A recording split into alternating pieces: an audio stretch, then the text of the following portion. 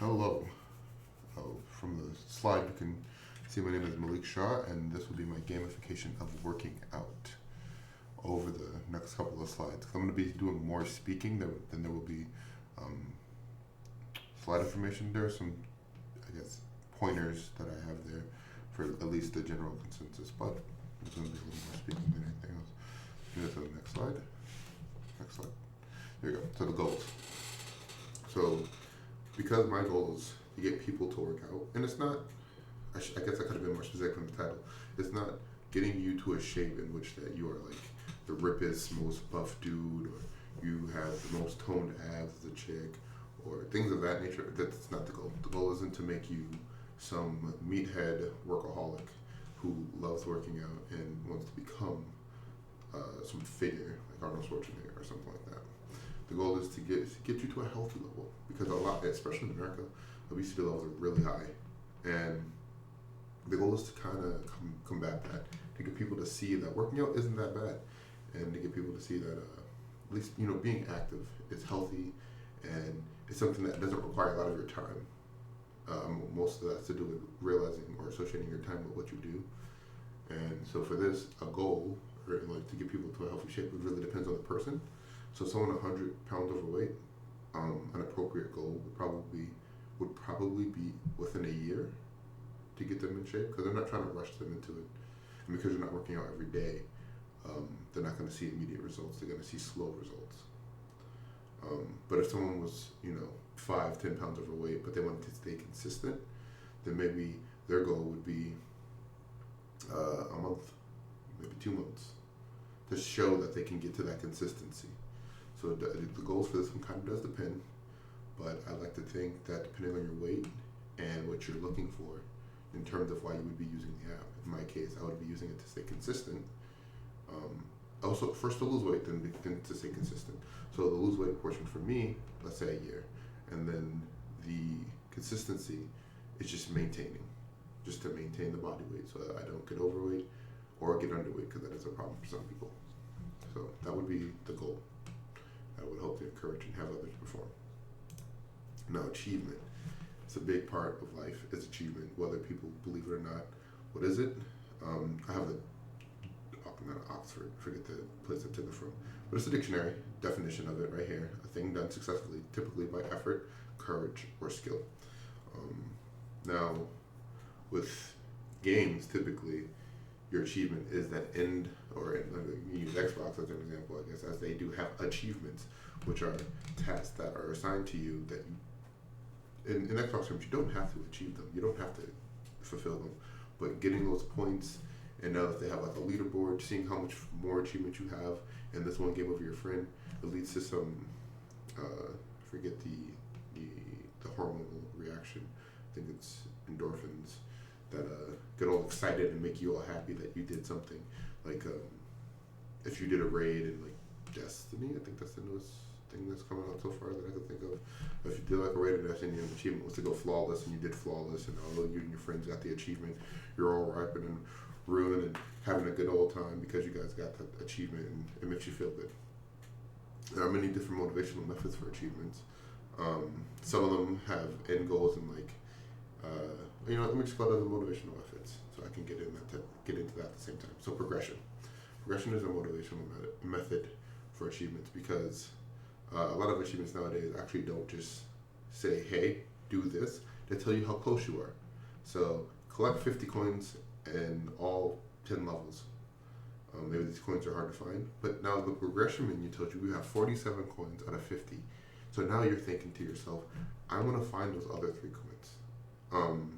To bring this to my own gamification, progression could be, hey, run, let's say 25 miles in a week, and you're at 23, and you have 2 days left. You're like, you know what? I'm going to pound out 3 miles today so I can relax tomorrow, because I deserve that, because I would have achieved this goal. And so that could be a motivational method that is used for showing that, to get that achievement, to get that feeling of I've done something, I've succeeded, I've used my, in this case, skill slash, there's another word for it, but your skill and I guess enthusiasm / dedication, there we go, to achieve said goal. Now, another one is engagement, or your to-do list, or your quest list. So it can come in tied with progression, but one is progression, I should say, is more a en route, whereas quest or to-do list are a check-off method, where it's like, I'm going to make this my goal and then do said goal, whereas progression is something that you're already doing. So the showing of progress. So for this one, I could use the same kind of example where it's like, oh, this week or last week, let's say I did a 25-mile run to follow up with the progression. I did my 25-mile run last week. I have a to-do list on here to hit a 30-mile run in the week. So that's what I'm going to do next. That's going to keep me engaged. That's going to say, hey, I still have something else to do. Versus, oh, I did my 25. I have nothing less on my list. I'll sit this one. I'll sit this week. I'll be fine. But now you have another list. Maybe it populates with new tasks for you to do after you completed that first initial one with 25 miles. So now you have a 30-mile, and then it says, oh, maybe you feel really good about yourself, so you can do a 35-mile if you really want to skip the 30-mile, and then a 40-mile. And it doesn't make you feel bad for not doing one. It just lets you know these are things that you can do, and they unlock as you unlock the prior. So hey, I see that I've done my 25. I'm gonna do my 30. This way I can get to my 35 because I really think I can hit 35. So I'm gonna knock out my 30 as fast as possible. I'm gonna get that done this week. So you know, in this case of a phone app, you click it, check it, and now it's starting a timer, so to speak. It gives you like, hey, you have this much time, and like I said, it's done in a week. You have a week from the point that you pressed it to get this done. And now your rewards, or your light at the end of the tunnel, is typically the reason that people are doing things. For working out, I know it sounds cheesy, but working out is a reward in itself. This isn't I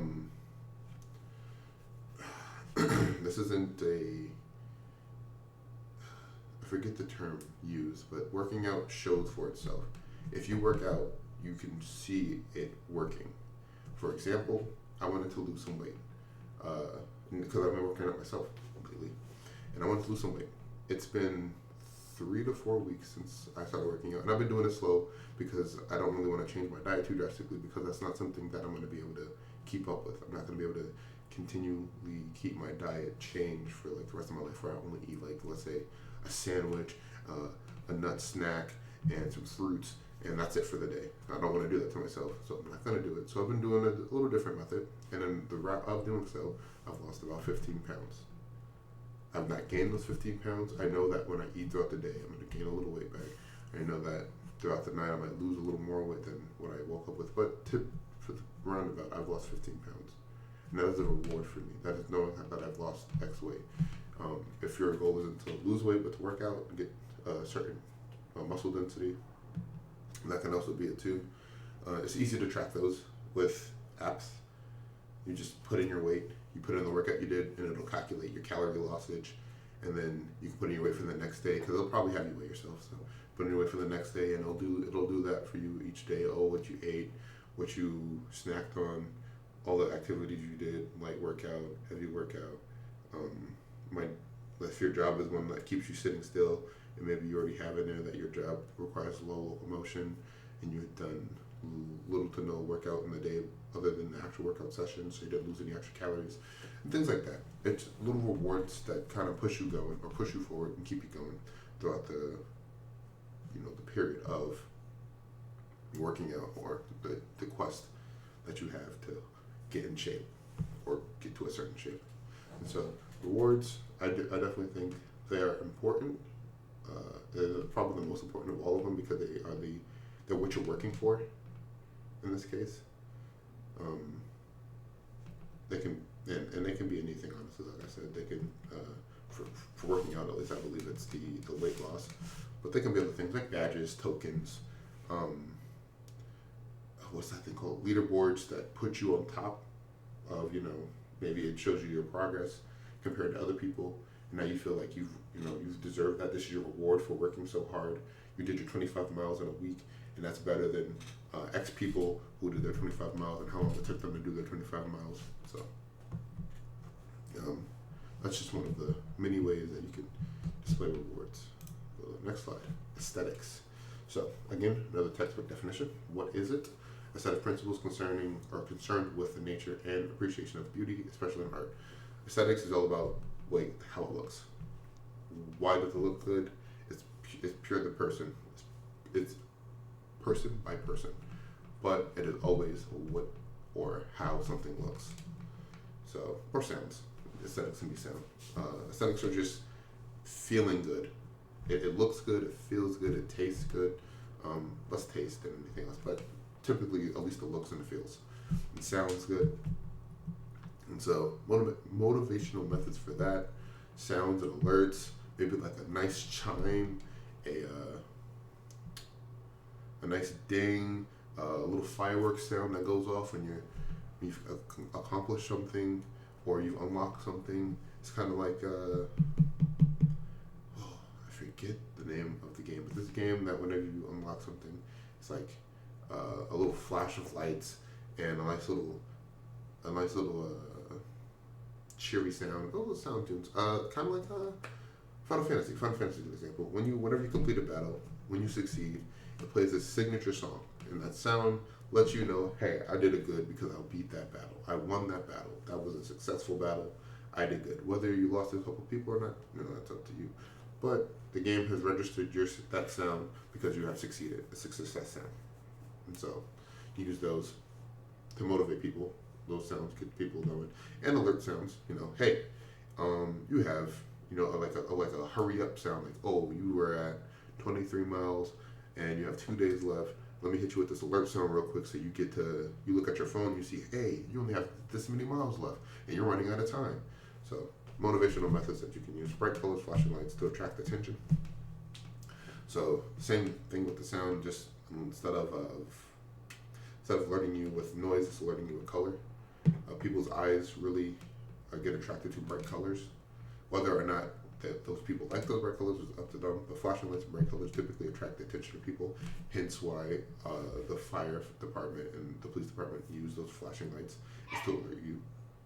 Is to alert you of the oncoming traffic, to be specific. And so for this one, after maybe unlocking something, or you hit your goal, let's say you hit that 25 out of 25 miles, and it checks it off. You put in your mileage, and then it flashes its lights like, great job, in bright colors like most games do, or good job, excellent work, keep it going. Just those bright, flashy colors, and just pushing you to go further, letting you know, hey, we believed in you, you did it, good job. And even if you fail, because failure typically pushes people down, and when you fail, you don't really want to, those dark, dreadful colors really kind of push you down a little bit. But with working out, you don't want to tell people they did bad. You want to tell people that they did good, that they did good or improved since last, because that's what the goal is. You don't have to do amazing, you just have to improve. And so if they didn't hit the 25 miles, but they hit the 23, maybe it adjusts the mileage they're supposed to do and let them know, hey, keep trying, you got this. Bright colors, flashing lights and noises, to just show them that although they didn't succeed in the goal they wanted, they still improved. They still improved, which is important for working out. Obviously, different things call for different tasks call differently to that. So because I'm choosing working out, it's more encouraging than it is discouraging, because you want to encourage people. You don't want to start discouraging them, because discouraging them is not how you get people to work out. But if it was, like, say, something related to games, in terms of, what your alerts would, you wouldn't do that. You would obviously want to let them know that there was a failure, and that to improve themselves, they need to do better. But that's just different. And then cool gear and armor, because it's working out, you could have I'm going to call them, for what they're called. So I'm going to call them an avatar. I think that's the best term for it. And your avatar can look like you if you want, or you can look like someone else. And you can kind of fit them out with different armor or gear. Working out, typically you want to choose workout gear, so you can look really cool with your workout gear. Maybe a nice cool hoodie with crazy bright designs or really dark designs, depending on what you like. Really cool looking sneakers, and you can use that avatar maybe to interact with other people. So, I ran 25 miles, so it shows your little avatar running across the progress bar as it goes down the progress bar, and you finish that, you get some more cool gear that you could fit them up with. And whenever people see you on top of the leaderboards, they see your avatar, now you look cool to everybody. Everyone's like, hey, how'd you get that gear? I ran 25 miles for 3 weeks in a row. That's how I got that gear. And it breeds that. Those aesthetics really breed that motivation, because now people see you doing it. Now they're motivated to get it too because they think that gear looks cool. And now you're just continue going because you might think that, oh, I hit 3 mile or 3 weeks of doing this, gave me this, maybe another 3 weeks give me something even cooler. And so kind of like that push. So conclusion. First, I like to say on my motivation methods that I believe would be the best for or most effective for my gamification are rewards or light at the end of the tunnel and cool gear. It's just rewards or what working out's all about. You come for the progression. You don't come for the experience, really. You don't come for the learning process. You come for like, I want to lose 20 pounds. I lost 20 pounds. I'm so happy with myself. Same thing with the cool gear. Cool gear kind of feeds into the same thing. It's a reward typically.